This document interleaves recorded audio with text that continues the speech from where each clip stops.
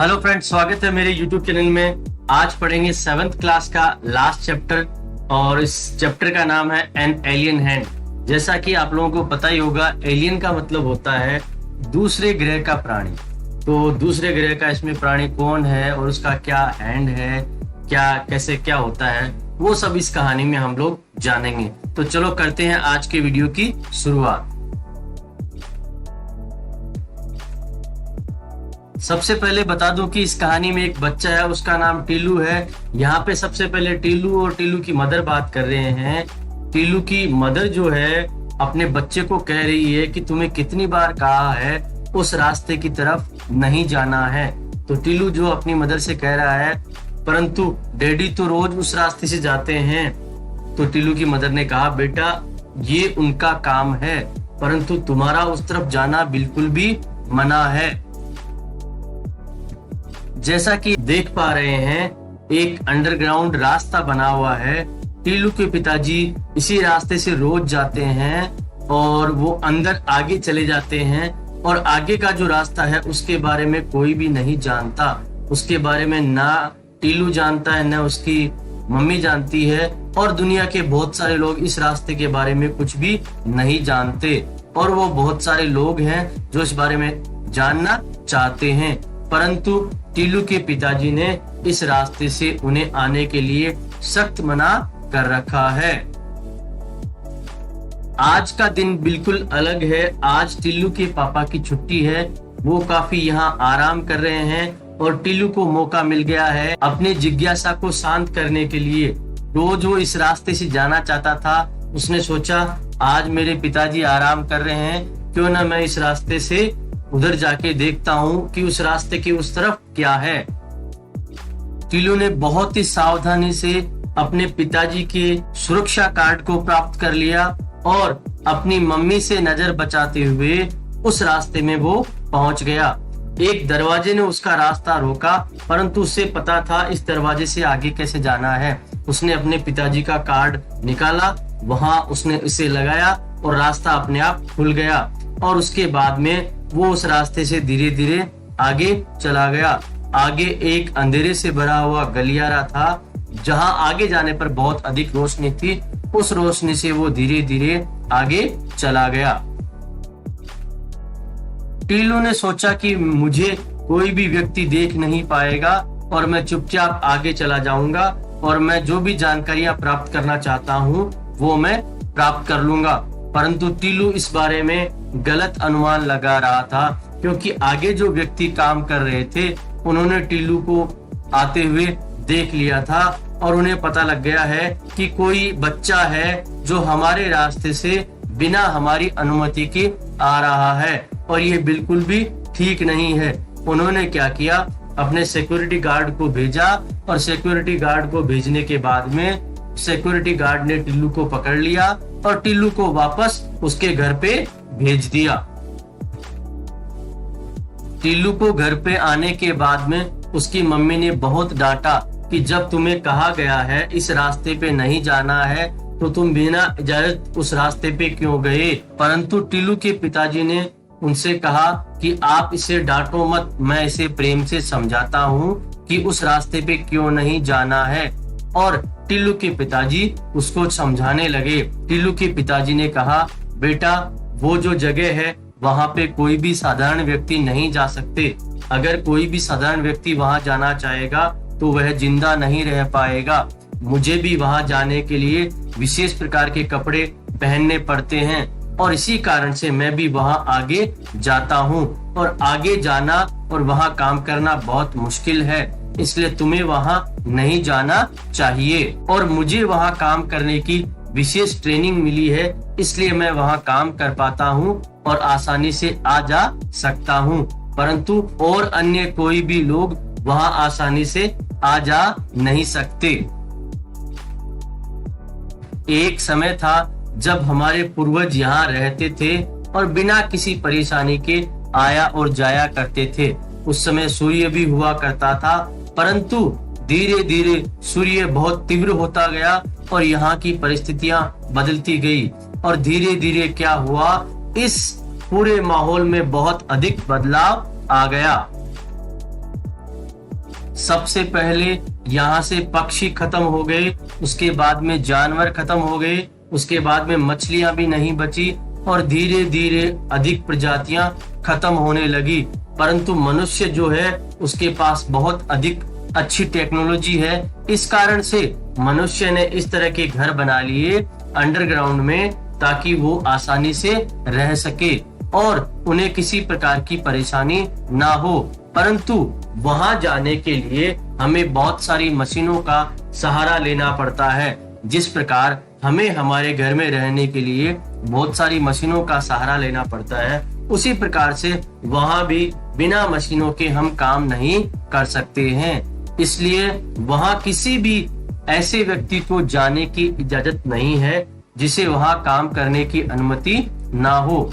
तो टिल्लू ने अपने पिताजी से वादा किया कि पिताजी, ये गलती मैं दोबारा नहीं करूंगा, पर क्या मैं जब बड़ा हो जाऊं तो आपके साथ जा सकता हूं? तो टिल्लू के पिताजी ने कहा, हाँ, जब तुम बड़े हो जाओ तो पूरी तरह से ट्रेनिंग लेने के बाद में वहां जा सकते हो, लेकिन अब तुम्हें अच्छे बच्चे की तरह वादा करना होगा कि बिना इजाजत तुम वहां कभी भी नहीं जाओगे। और टिल्लू ने अपने माता पिता को इस प्रकार का वादा कर दिया। अगले दिन जब टिल्लू के पिताजी वहां काम करने गए तो कंट्रोल रूम में बहुत ही उत्साह था। लोग टीवी स्क्रीन की तरफ देख रहे थे। टिल्लू के पिताजी समझ नहीं पाए कि यहाँ क्या हो रहा है। उन्होंने भी स्क्रीन की तरफ देखा और स्क्रीन पे एक डॉट जैसा दिखाई दे रहा था। तो उन्होंने पूछा, क्या ये कोई तारा है या कोई और चीज है जो हमारी तरफ आ रही है? तब वहां पे उनके जो मुखिया थे उन्होंने इसके बारे में बताया। उन्होंने बताया, ये कोई तारा नहीं है, ये एक स्पेस क्राफ्ट है जो हमारी तरफ बढ़ रहा है और हमें इसका बहुत ज्यादा ध्यान रखना पड़ेगा। तो उन्होंने पूछा कि ये स्पेस क्राफ्ट कहाँ से आ रहा है? अन्य वैज्ञानिक ने कहा, ये तो नहीं पता कि ये स्पेस क्राफ्ट कहाँ से आ रहा है, परंतु ये स्पेस क्राफ्ट हमारी तरफ आ रहा है और हमें बहुत ही सावधानी पूर्वक इसका ध्यान रखना पड़ेगा। और हम ये भी नहीं जानते कि इस स्पेस क्राफ्ट में कोई मनुष्य है या स्पेस क्राफ्ट बिना किसी मनुष्य के ही है। इस स्पेस क्राफ्ट में कोई भी अजनबी व्यक्ति हो सकता है जिसके बारे में हम कुछ भी नहीं जानते हैं। कुछ समय बाद में उनके प्रेसिडेंट आए और उन्होंने एक बहुत शानदार घोषणा की कि दोस्तों, आज एक बहुत शानदार वक्त हमारे सामने आ चुका है और मैं आपको बताना चाहता हूं कि दो स्पेस क्राफ्ट जो है वो हमारी तरफ से बढ़ रहा है।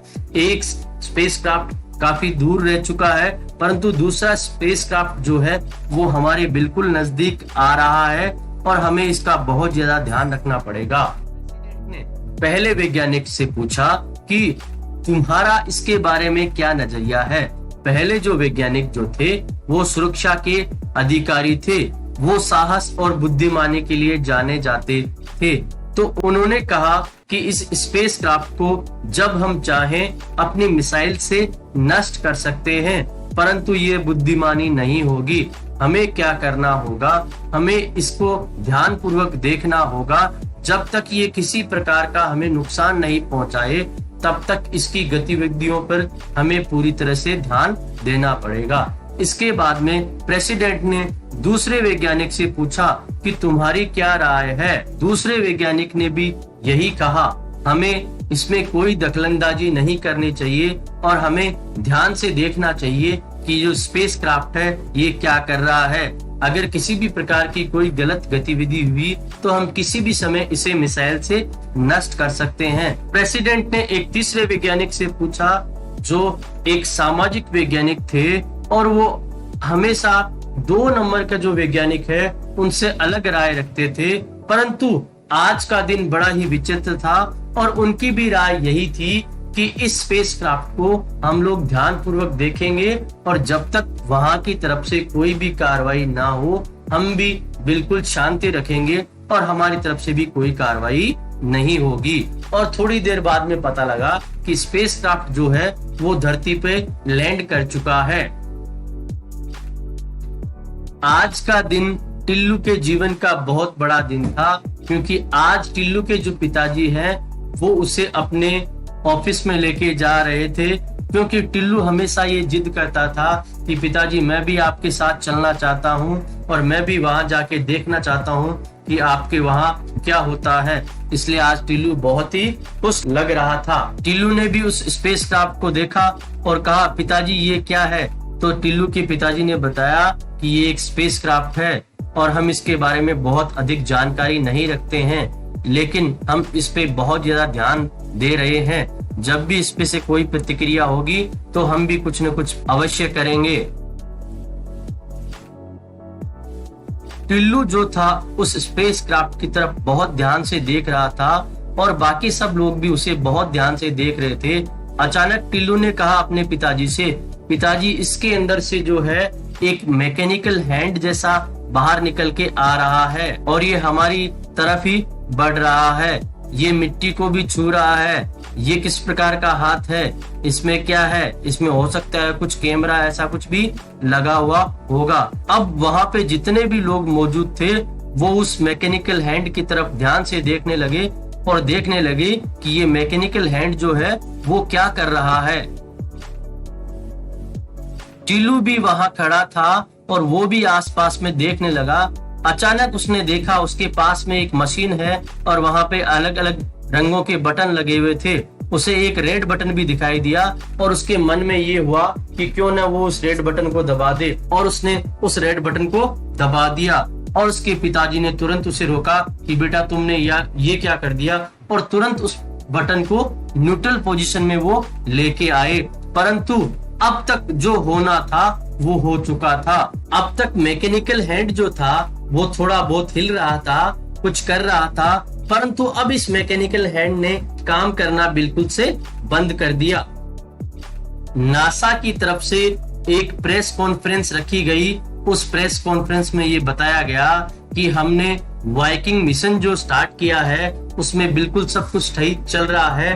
थोड़ी सी समस्या आई थी, हमारा जो मैकेनिकल हैंड जो मार्स के ऊपर से मिट्टी का सैंपल ले रहा था उसमें थोड़ी गड़बड़ आ गई थी, लेकिन अब जो है टेक्नीशियंस ने इसको सही कर दिया है और सब कुछ सही हो चुका है और जल्द ही सैंपल ले लिए जाएंगे।